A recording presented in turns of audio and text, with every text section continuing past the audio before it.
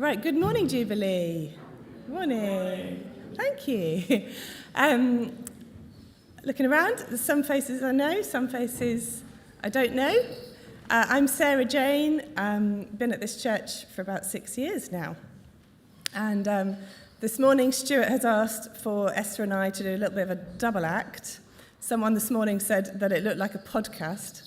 Take that as a compliment, not like you've got a face for radio. So we're going to try and do it sort of podcast style here. But before I invite Esther to join me, I'm going to do a little intro and kind of set the scene theologically. So this morning is part 5 in our sermon series titled Our DNA.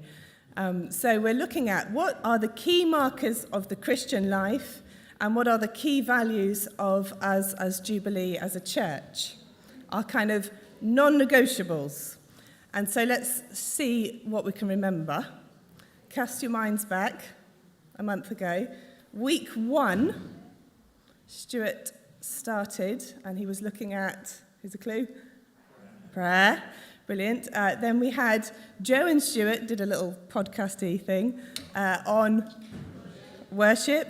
And then we had Ben, who was looking at word and spirit. Well done.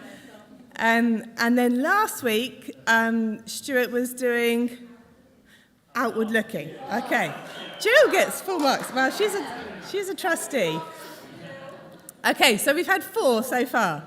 And today, number 5, we're looking at the theme of community. Community. It is, after all, in our church name, Jubilee Community Church. And so today, we're looking at community in terms of our gathered community, the community of believers. So last week, Stuart did outward looking, and he was talking about work in the community, like dot-to-dot, playgroup and things, and our witness in our workplaces. That was out there. Today, we're looking at community kind of in-house, as it were, as the community of believers. So, before we have our little chat, I would like to set the scene kind of biblically and pull out 3 things, really, that the Bible teaches us about community. So, the first one is this.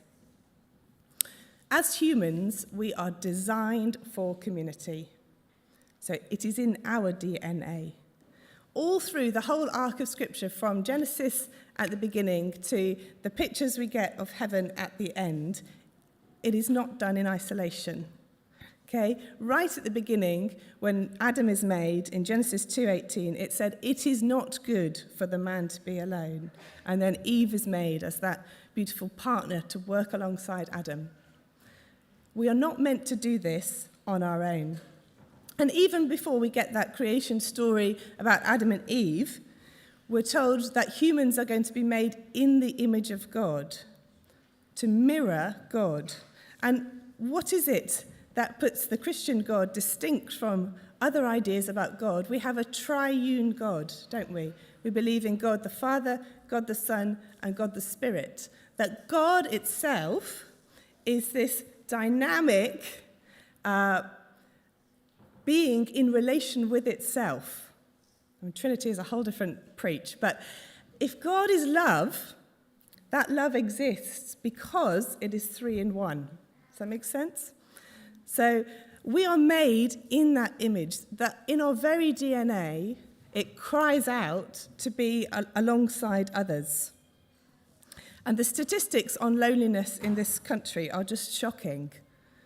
I would go as far as say it is a national public health crisis, loneliness, and that the detrimental effect on mental health is just penetrating through our nation at the moment. And we all know the talk about phones, don't we, that we are endlessly connected now and yet more fragmented than ever before, that we can be in touch with more people and yet actually known by less and less.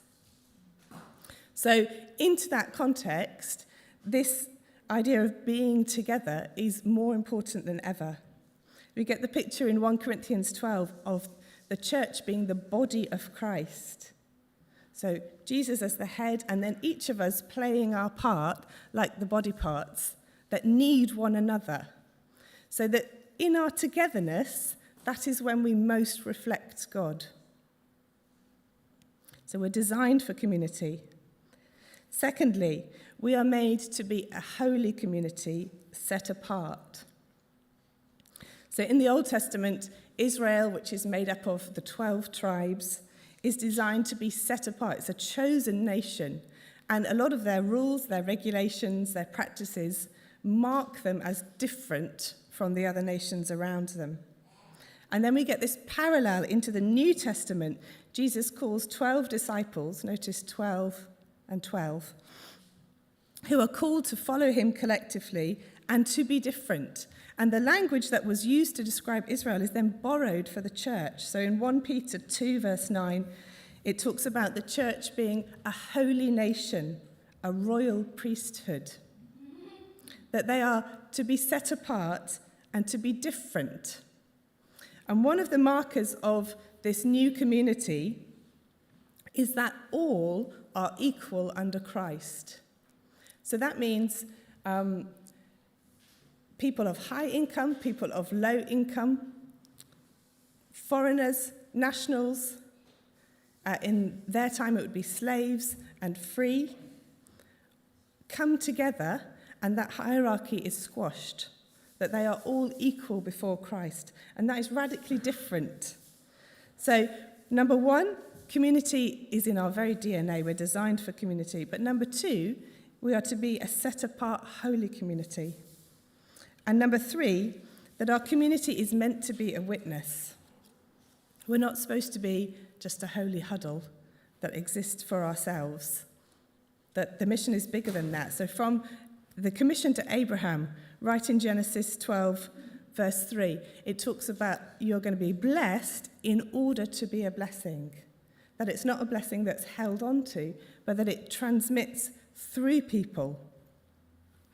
I love the bit in John 13:35. It talks about, how will people know that you are my followers? What is the sign? And it says, by the way that you love one another. So the way in which we do community is integral to our mission. It's integral to welcoming other people. And similarly, the flip side of that is also true then. So how we do community can be a witness, but it can also be a bad witness, can't it? What is the church known for globally at the moment? Is it known for this radical love and welcome, or is it actually too often known for division? Is it known for damage, for failures, even abuse at times? We have fallen short of this picture, haven't we? We have fallen short.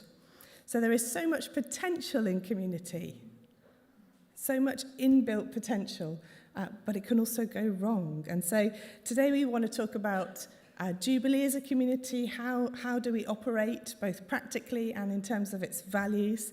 And the passage that we kept coming back to again and again was Romans 12, verse 9 to 21, which I think is a beautiful description of what it means to live like this. So I'm going to read it and then welcome Esther up. Love in action. Love must be sincere. Hate what is evil. Cling to what is good. Be devoted to one another in love. Honor one another above yourselves. Never be lacking in zeal, but keep your spiritual fervor, serving the Lord. Be joyful in hope, patient in affliction, and faithful in prayer. Share with the Lord's people who are in need. Practice hospitality. Bless those who persecute you. Bless and do not curse. Rejoice with those who rejoice. Mourn with those who mourn. Live in harmony with one another. Do not be proud, but be willing to associate with people of low position. Do not be conceited. Do not repay anyone evil for evil. Be careful to do what is right in the eyes of everyone. If it is possible, as far as it depends on you, live at peace with everyone. Do not take revenge, my dear friends, but leave room for God's wrath, for it is written, 'It is mine to avenge, I will repay,' says the Lord.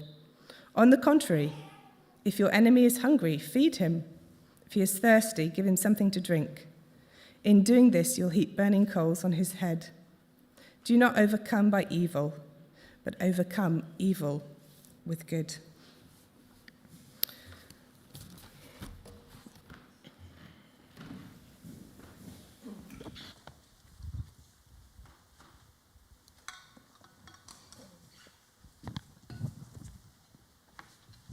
Hi, Esther. Going well. Morning, friend. This is so cringe. Right. No, it's good. It's nice. We're going to have a chat and try and pull out some of this and bring it to life in this context. So, Esther, to kick us off, in a few sentences, why is community so important to you personally?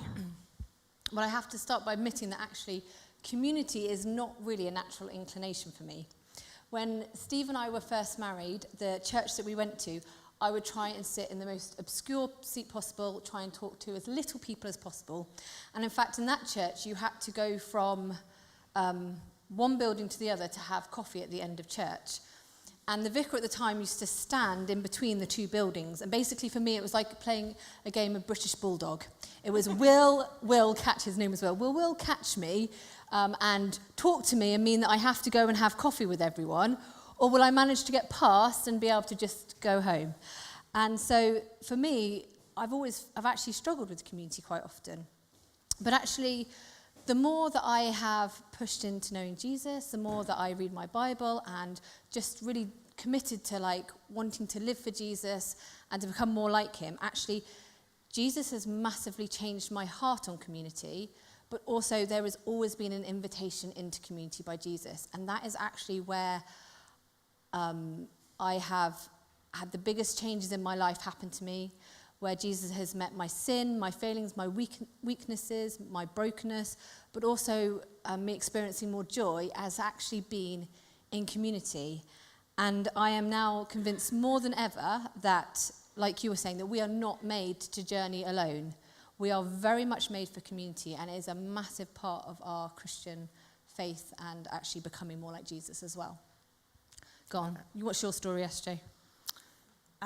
Okay, so I guess when I think about community and church community, I've travelled around a bit. I've lived in different places, both in this country and abroad, and finding a church and finding a community of faith to belong to has been probably the single most important piece of the puzzle to that place feeling like home.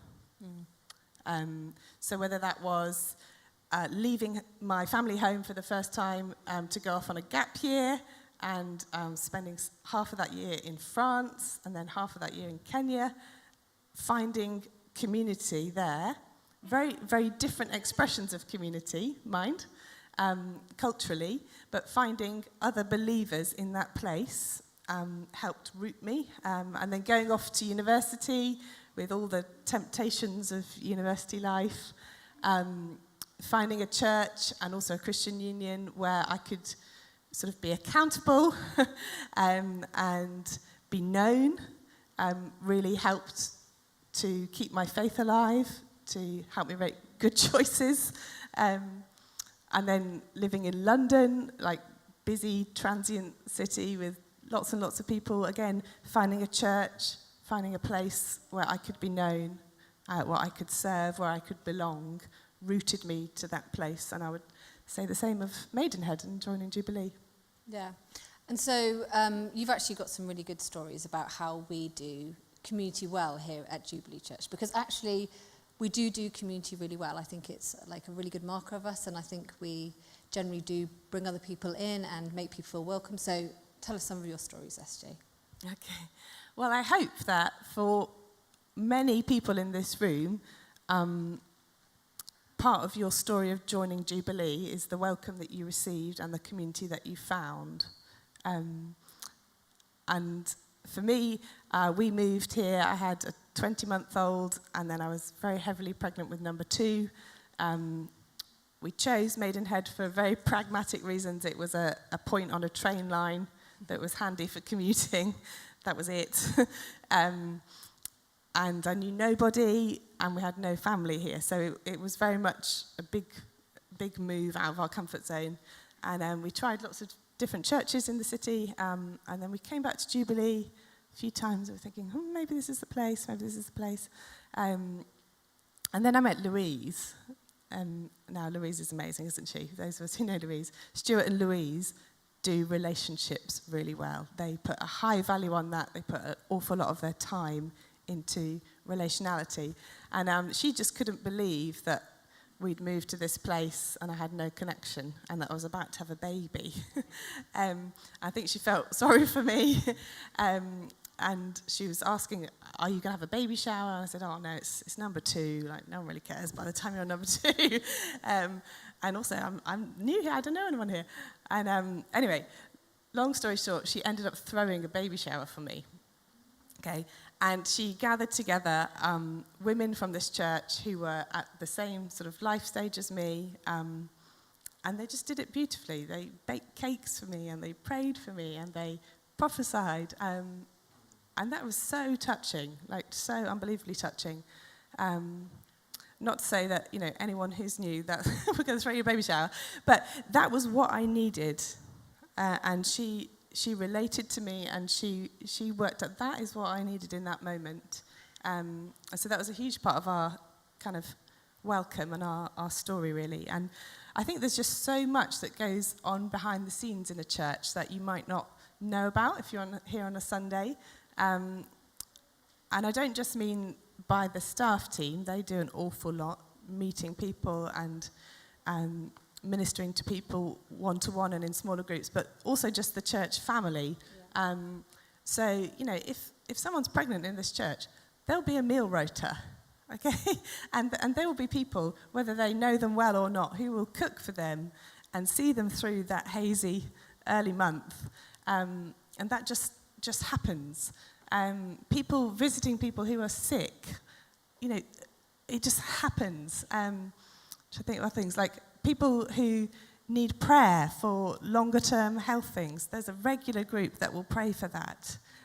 So there's all these kind of things that happen outside of a Sunday that we maybe don't know, but that is as much community as the Sundays themselves, really. Yeah. But Esther, we are a growing church, and there's, faces around this room. I don't know, people who've joined recently. So how do we do this community thing if we're growing? Yeah, so it's it's really exciting to see what God is doing in Maidenhead, in our church. When I joined the church, we were one service. We were, we're still a fairly good-sized community, but everybody kind of knew everybody. And if somebody wasn't there on Sunday, you would know, and it was quite easy. There was less of us, so it was much easier to be known, but also to know other people.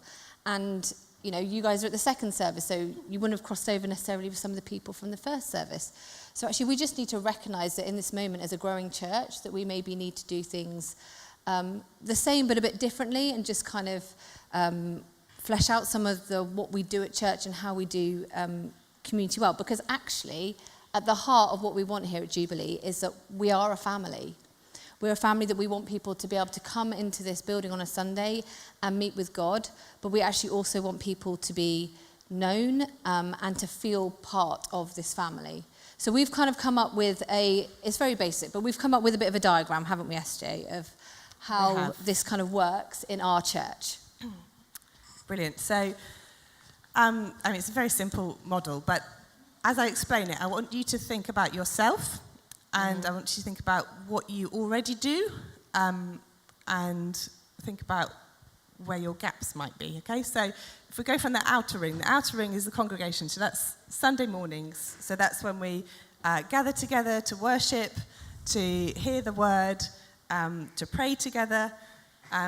It's an opportunity for us to serve and use our gifting. So it was mentioned last week that there's like nearly 60 people on the kids' work team. That's amazing. There's musicians, a sound team, that we all pitch in in that kind of body image. But also, there's a challenge here that we welcome people. So we have people who are on the door, don't we? The life groups take it in turns each week to do the coffee, and they're like the welcomers on the door. But it's not really just down to them. It's too big. It's too big a room to do that. So if you find yourself sat next to someone you don't recognise, it's kind of on you to say hello. Because if you don't do it, they might leave and no one's spoken to them, and that would be horrible, wouldn't it? So I said at the first service, I have a standard line now, just to make it a bit less awkward. And I say, oh, hi, I don't think we've met before. How long have you been at Jubilee? And that's a really nice opener, because it's not saying, are you new? Because then if they're not new, that's really awkward for you. And they say, oh, I've been here for 4 years. Oh, rubbish. But if you just say, how long have you been at Jubilee? Then that's a nice open question, and they can answer that. And the other thing I do, which I didn't mention in the first service, is I try to finish my conversation by introducing them to someone else. So I can have a conversation for a couple of minutes. I can get a sense of maybe what they do for work or what's brought them to church. You know, are they new to the area or are they exploring faith, whatever.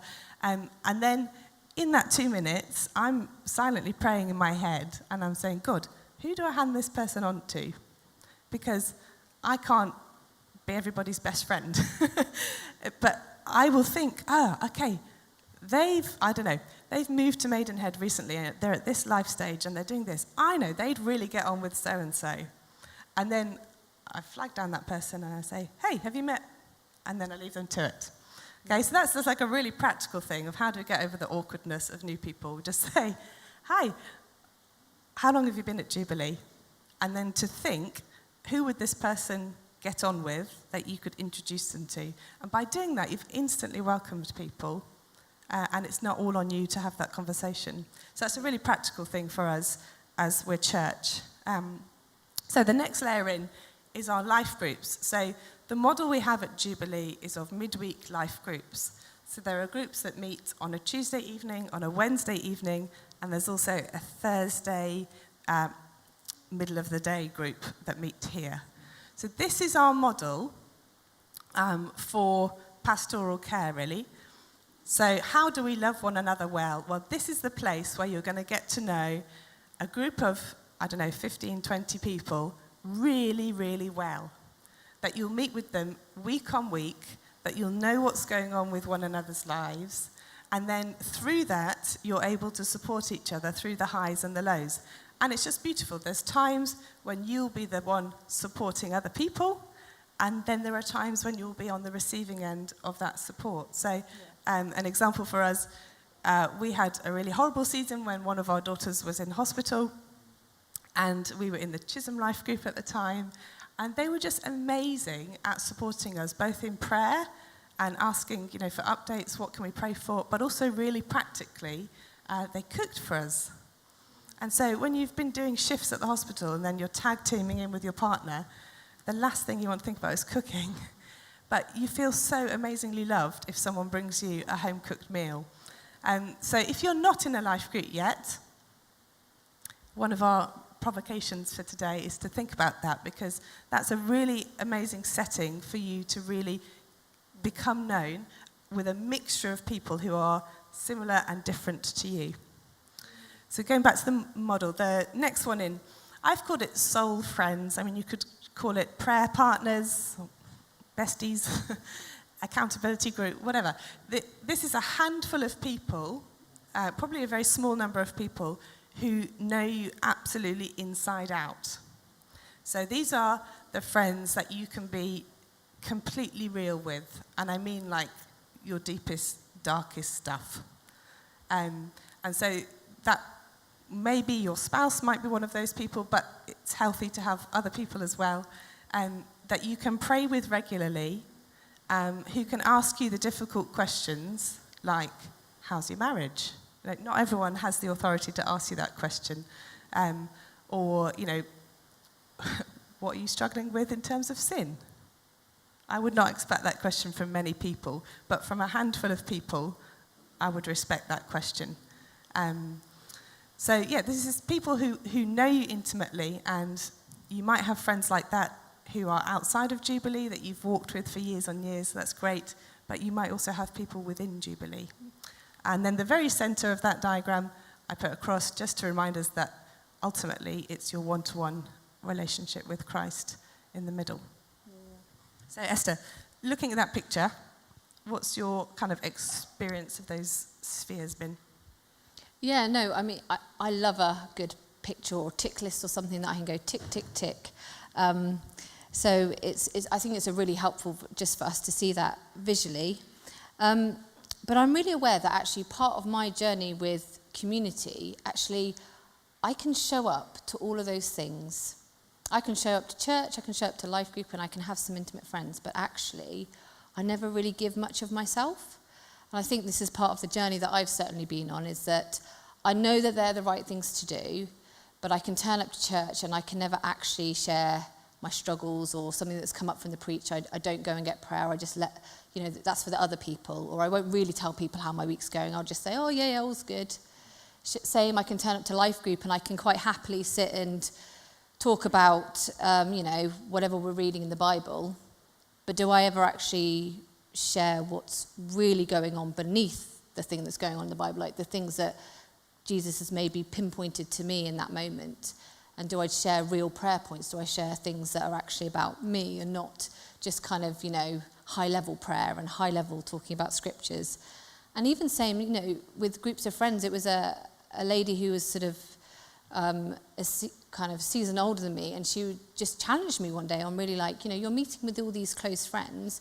Do you ever actually, Christian friends, do you ever actually pray together? Do you ever actually have those deeper conversations and actually share your sins, your struggles, those things that SJ is saying? And so I think it's really important when we look at this picture that we don't see it as a tick list, that ultimately we're living in community because we want to be more like Jesus, we want to love one another more like Jesus, we want to be transformed into Jesus. So ultimately we are witnesses to the world. But I think for lots of us, we can hold back in these communities and just see it as something that we have to do. And I actually just wanted to take this moment to do a little something that's brought me a lot of joy this week, and a bit of a shout out to our youth, is that we had 44 youth come to Life Group this week.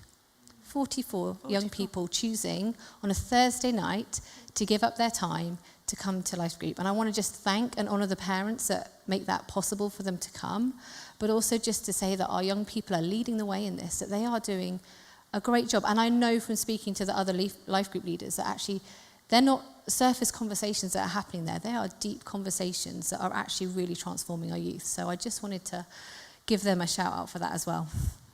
Amazing. Just put the target thing back up 1 second. I realise I forgot the numbers. Some people are looking at the numbers going, what are they? It's not darts. There's a parallel I wanted to just pull out between the circles that Jesus operated in. So there's a bit where he sends out 72 disciples on mission.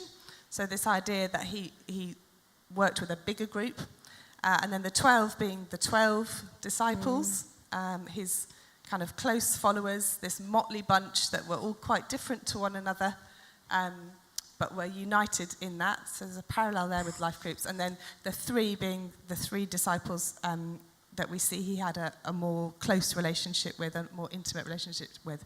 So they're not numbers to say, oh, I must have 12 people in my life group and I must have 3 best friends. It's not a target number, but there was just some sort of parallel there between the way that Jesus operated that I thought was kind of helpful. Yeah. So we've painted, hopefully, a really good picture of community and the fact that we do this well at Jubilee, but actually, if we're really honest, there will be things for lots of people here that feel like actually kind of challenges for us to press into community in that way. Things that maybe hinder us, things that maybe kind of stop us, and actually just also recognising that community comes at a cost. So why don't you start off by sharing some of the challenges you see for us in community? Okay, so we were thinking about what are the barriers to us doing this. And I think the first one, we just have to be really real, that life is busy, that there are a lot of demands on our time. And if we want to do this well, and we want to commit to doing this well, it takes time. It takes time out of our week, and it takes energy, and that will come at the expense of something else. Yeah. So it takes a decision to say, I want to join a life group, and I'm going to be there every week. Not, if I feel like it this week, or like, if I'm in the mood this week. But no, my default position, unless there's like a medical emergency, I'm going to be there. And so there are people in this church I know, they book a babysitter each week. Or they organise with their parents to come over and babysit, because that's their priority in the week. They're going to be there. But that's costly, isn't it, to do that? To say, I'm committed to doing this. But I think it kind of needs calling out, really, that the first thing is to show up. And that sounds really simple, but we all know that sometimes that's our biggest barrier. There's a phrase, the first step to growing up is showing up. It's being there. I'm very aware that both of us on the stage do not have full-time jobs, and we have a lot more disposable time. But there are other people, our partners, for instance, who work full-time, yet still they make that their priority. So I know for Joe, he has to diarise his life group that he's going to finish on time so that he can then commute and get home to be there every week. So that comes at a cost, doesn't it? To say, this is a priority that I'm going to do. But boy, is it worth it. There's weeks when I really don't feel like going to life group. Half of those weeks is hosted at my house, so I haven't got a choice. But some weeks I just want to get in my pajamas and go upstairs. Okay? But this is something I've said I'm going to do. And week on week on week, even when I'm not in the mood, I leave, and that was so worth it. That was so worth it. God spoke to me through that discussion we had around this scripture, or it was really important that I was there to pray with this person, or it was really important for me to receive prayer from this person. Do you see? So even though I didn't feel like it, it's worth it. But there is that barrier to say, I'm going to commit to doing this. And likewise, the passage that we read from Romans talked a lot about hospitality, didn't it? Which is something we're both quite passionate about practicing hospitality. But Christian hospitality is costly. So I think there's a difference between hosting a dinner party for your very best friends. Okay, that's like easy to do. That's not costly. Maybe the food a little bit, but that's not costly. But Christian hospitality says, I'm going to open my home, I'm going to open my space, my calendar, to people who are not necessarily my best friends, but who are part of this family. That I've got brothers and sisters that I didn't choose, but they're now part of my family, and I'm going to open myself and my time. When I was Googling definitions, there was this definition of biblical hospitality that really challenged me, actually, so I'm just going to read it.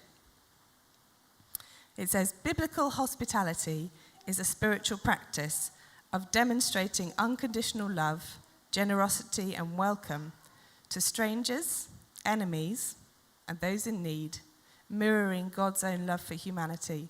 It involves a deep Christ-centered willingness to sacrifice one's resources, time, and comfort to meet the spiritual and physical needs of others, providing a safe and nurturing environment for them to encounter Christ. That is way more than hosting my best mates for a meal, isn't it? It's saying that in my hosting, I get to mirror Christ and his welcome.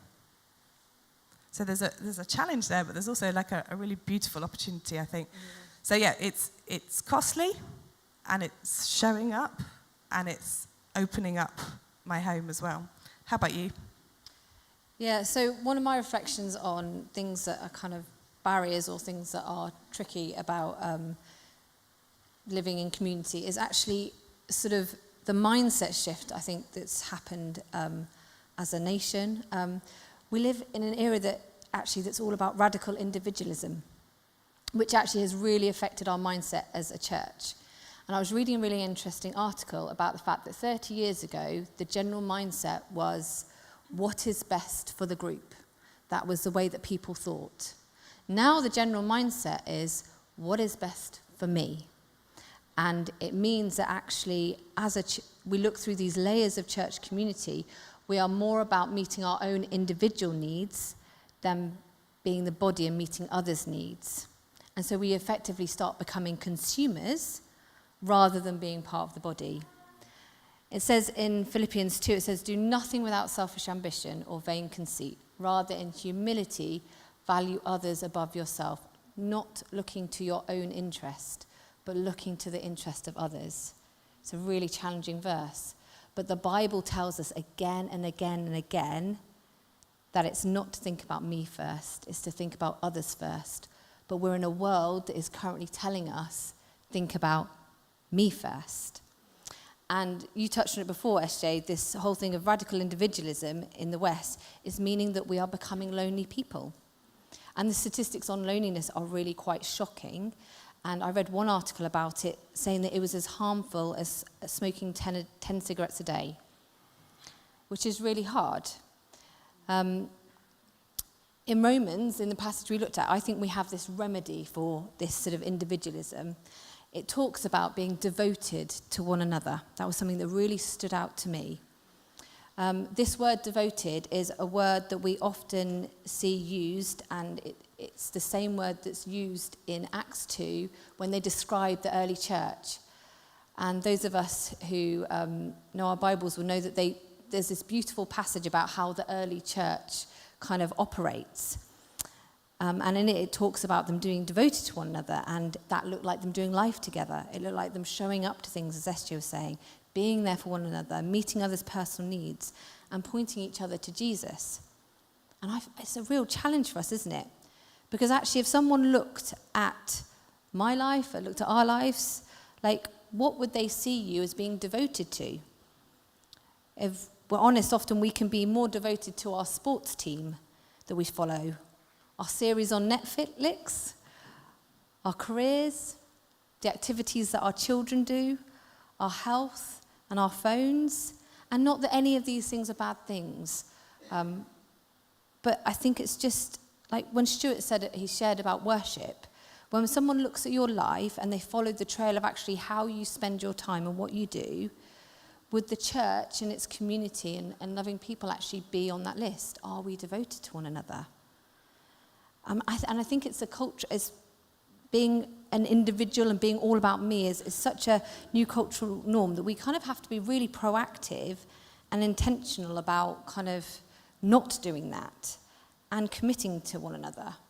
I saw a really beautiful picture of this kind of idea of devotion this week. It's actually involving my husband. He had had a bit of a roller coaster of a week. And I'd been speaking to one of his friends the evening before, and he sort of had told me how busy the next day was going to be. He listed all the different things that he had to do and the different places had to be for his work. But yet, at lunchtime, he shows up with a sandwich for my husband, spends 15 minutes chatting through some of the hard things that had gone on for my husband that week, and prays for him. Now, when you've got a really busy day at work, like, it would have been fair enough if he decided to have 15 minutes to himself, or to sit on his phone and scroll for 15 minutes, or, actually, if you've got a busy day at work, let's be honest, work through your lunchtime. But they just saw this level of devotion of, like, actually somebody choosing that 15 minutes to kind of speak to my husband and, be with him in that moment was just so important. And I think it's a very admirable level of devotion, but I think it's just also showing that it's often the small things that we need to be devoted to one another in. And I know people are doing it, but it's just an encouragement, because I think we have to massively fight against the kind of I culture. I know I do. I know that there's things where I go, well, that's my time now. I've been doing this, and honestly, it's something that God's been speaking to me a lot about this year, is the fact that I can be inherently selfish. And I think I deserve certain things. And actually, the call is actually not to be selfish. And so I just think it's a real challenge for us, and where we need to really be aware of it, actually, for us as a community. Go on, back at you, next one. No, I was just going to say, I love that story, because we can sometimes think this is like so demanding, but that was 15 minutes, that example, wasn't it? Yeah. It was 15 minutes in someone's day, a sandwich, a listening ear, and a prayer. Yeah. That's attainable. Everyone can do that. So, yeah, thank you. Right, moving on. More challenges. Okay, so another tricky thing of doing life together is being amongst people who are different to us, who are sometimes difficult. Sometimes we find irritating. Let's be real, okay? So the picture of the church is one where status is flattened, where all are welcome, and within that, it should be this ragtag bunch of people, okay, from every tribe, from every tongue, that are united under Jesus. But within that comes difference. And our natural inclination is to hang out with people who are like us, who think like us, who perhaps have the same political leanings as us, or the same life stage as us. And it takes effort to be amongst difference. And sometimes that's uncomfortable. And our life groups are deliberately mixed in that sort of sense, that it's not just all the people at exactly the same life stage in one life group. They're mixed. And they're mixed so that week on and week out, you meet people who are different to you. And I was thinking about our online diet and how different that is to church. Glenn Scrivener did some lovely work on this week. If you want to Google 6 lies we're being fed right now, there's a really interesting critique of our online diet. And he was basically highlighting that our algorithms provide us with an echo chamber. I think we know this in theory, but the more you think about this, it's quite sinister, isn't it? That the more you click on a type of link, the more it will feed you that stuff. Okay, so if politically I'm leaning this way and I'm clicking on links, it will actually lead me further that way. And it will mean that I read a less balanced selection of news, that I can perhaps be reading the same news story, but from a particular angle. Does that make sense? Yeah. And it's self-fulfilling. So the more I read, the more it will feed me the same stuff. And so all of us will have an algorithm associated with our online presence.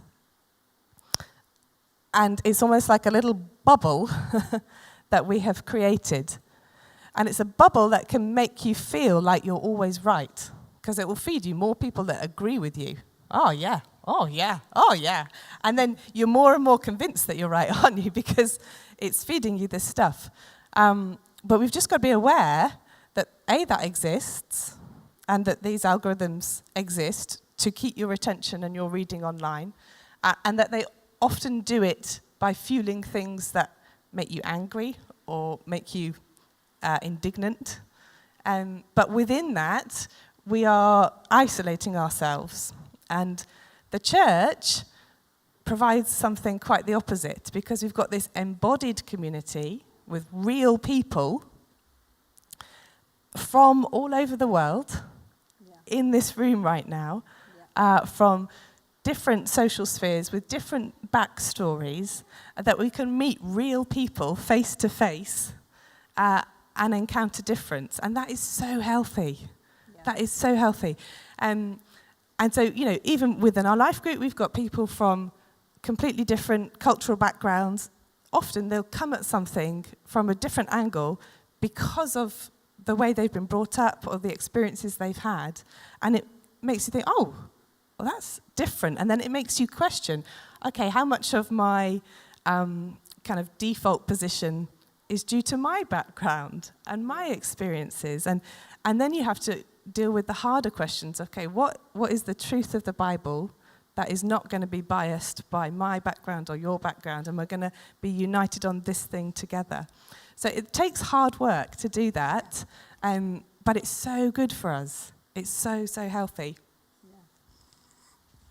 Yeah. I love the fact our life group, I can't remember what our count is, but we've got something like 14 different nations represented in our life group. Incredible. Those people would, I'd never necessarily hang out with them if it wasn't for life group. And I love the fact that I have that sort of diversity of people speaking into my life. So final kind of challenge of community.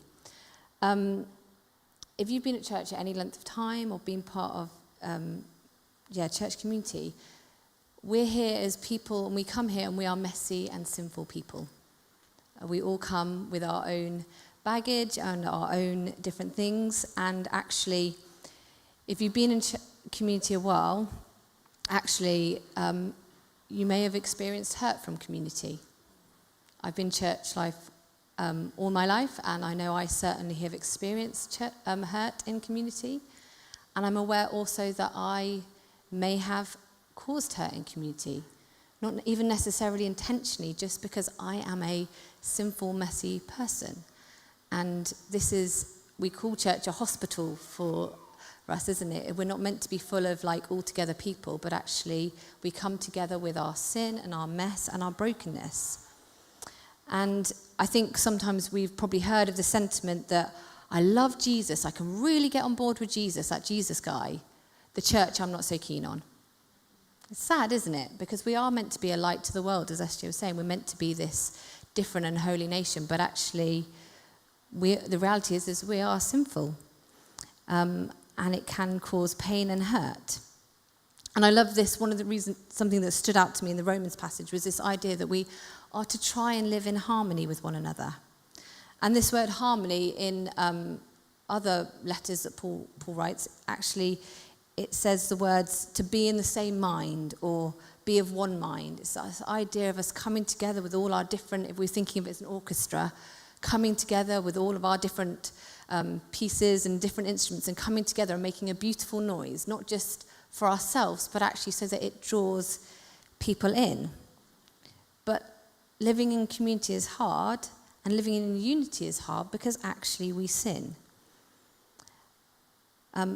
Back again to that description of the early church, we often look at what the church looked like in Acts 2, but actually you turn a few pages in the Bible, and actually in Acts, not long after the church, they start to have disagreements and arguments. And Paul writes in his letters time and time again about the fact that we need to fight for unity, that actually we need to recognize our sin and the fact that we come together as sinful people. And I think the layers of community have really just helped me in my walk with actually struggling with sin and hurt and being hurt myself, but also hurting others, but also recognizing my sin. And I think in all of those three places, God uses the church on Sunday to speak to us through what's preached from the front, from actually conversations we have with friends, for being prayed with. Life group, again, it's that next layer in where we actually get to be around people that we find difficult sometimes or different, that actually exposes in us some of our, areas where maybe we're not living out some of the fruit of the Spirit that we need to grow in, that we need to practice more. And actually, for me, soul friends, those tighter group of friends have been so important because actually they're the people who I can go, do you know what? I'm really struggling with this sin at the moment, or I'm really struggling with this area of brokenness in my life. I really need healing. I really need you to pray for me. I need you to walk through. I need to be accountable. And do you know what? God does amazing things when we just expose our sin to people and kind of say, I'm broken and need help and need Jesus. And church and all these different layers of community actually just so help us with that and help us then also to live in a unified way. The stakes are high, but actually being vulnerable and honest in community is such a healing thing. We're a hospital because we're here as broken people so we can be healed and made whole, and to try and live in that beautiful community that SJ pointed out for us at the beginning. So we've kind of talked about all these layers of community, and we're going to we've been doing challenges each week, and we're going to do some invitations. We want to invite you into kind of thinking about where in community maybe you could take it up a notch. In fact, in my newsfeed this week, there was a thing about running and saying that 10% is the magic number for if you want to increase in anything, 10% is the magic number. So what we're asking this morning is, what is your 10%? Where can you, in whatever area of community you need to, think about how you can press in 10% more? So, kick us off? Can we have the picture up again? Okay. So, on the outer layer, your challenge today might be to speak to someone you've never spoken to. So, to go break the awkwardness and to use that line of how long you've been at Jubilee for. Yeah. We're going to be very well informed of how long everybody's been at Jubilee for after this week. So to go out of your comfort zone and to say hi to somebody you've not met before. That might be your action from today. If you're new to Jubilee, and by new we mean is within the last 12 months that you've been trying out Jubilee, we would love to invite you to our next community meal. So I've got a clipboard here. It's going to be on Sunday, the 7th of December, after the second service. If you're relatively new, we'd love to cook some lunch for you for free, and it'd be a chance to get to know other people who are also recent to Jubilee and some of the leadership team. Perhaps ask those questions, find out about life groups, things like that. So if you're recent to Jubilee, do pop your name on this before we leave. Yeah. How about the next level in life groups? So, well, it might be a case of, if you've been coming to church for a while, actually, we have some newly printed flyers here for you. If you'd like any information about life groups, perhaps that's your next step. It's actually, I've been coming for a while now, and I actually need to get stuck into the next kind of level of community. And so this gives information about all of our different life group leaders and where they meet and what time and things like that. So do come and grab a flyer. But it might be a case of actually you're in a life group and you're thinking, okay, well, I do that bit. And I guess it's the challenge that I sort of said is like, actually, how real are you being in life group? Maybe it's that you just share a little bit more of yourself this week. Maybe it's you ask for a prayer point that feels a little bit more personal to you that you've never done before. That could be your 10%. That could be you actually sort of saying, okay, I'm just going to be more open and honest with this group of people. Yeah? Fab. And the way life groups work at Jubilee, the details of all the groups is in that booklet and photos of the group leaders. So basically the way it works is you go and approach a leader and you say, hey, have you got space in your life group at the moment? Regrettably, ours is full at the moment. But I know there's many that do have spaces. And you say, hi, can I get the details of when you're next meeting? And then you can go and try that group.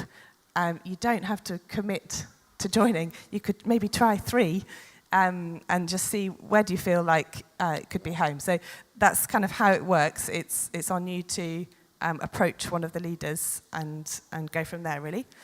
Okay, finally, that inner ring about soul friends. Maybe that's something you're doing already, or maybe you're thinking, oh, that's something I did in one season of my life, but I'm not doing right now.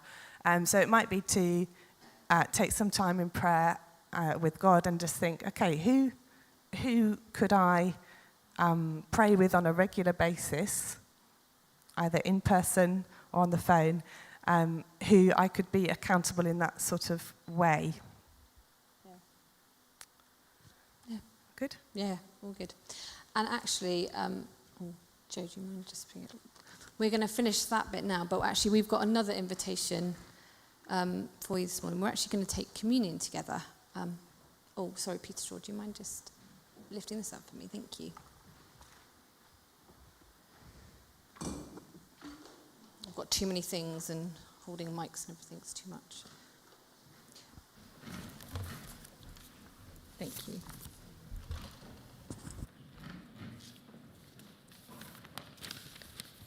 Because actually, communion is this moment of being together and recognising what we come under Jesus. And actually, we want this to be a further community moment. So, this week, we have intentionally not got people serving you communion, because what we would really love is for you to take communion with somebody maybe you don't know. Maybe take communion with somebody that you would like to connect with and haven't connected with for a while, or somebody that you've been meaning to chat to. So we actually just want this to be a community moment of actually us giving and receiving communion together. And maybe as you come up to take communion, you can take it here, or you can sort of go back to your seats with it, or at the side. Actually, maybe just taking the bread and wine and reminding each other, this is Jesus' body broken for you, and this is Jesus' blood poured out for you. It's this great moment where we can just recognize where we are united under Christ. But before we take communion, let's just have a moment of reflection. It's really good for us just to check our hearts. In Psalm 139, it says, "Search me, God, and know my heart. Test me and know my anxious thoughts. See if there is any offensive way in me, and lead me in the way everlasting." And just take a moment now just to be with God, to reflect. Maybe there's things that you need to get right with God. There might be people you need to forgive in your heart, or it might be a moment where you just commit to actually thinking, I'm not quite right with that person or that thing, and I'm going to deal with that later on today or maybe this week.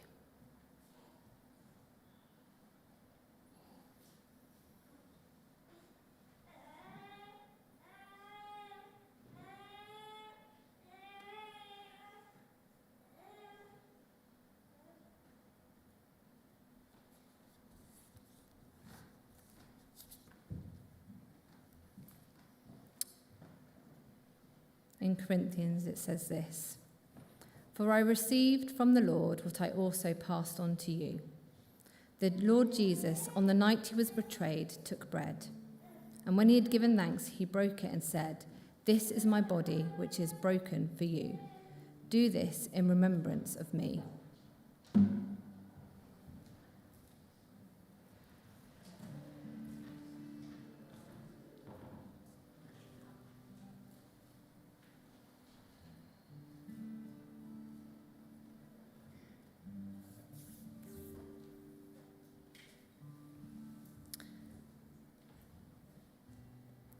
And after supper he took the cup, saying, "This is the cup. This cup is the new covenant in my blood. Do this whenever you drink it, in remembrance of me. For whenever you eat this bread and drink this cup, you proclaim the Lord's death until he comes." As and when you're ready, please do come and take communion. This is a meal that is for anybody here who knows and loves Jesus. If that's not you today, then please do just take this moment to reflect on some of the things that have been said.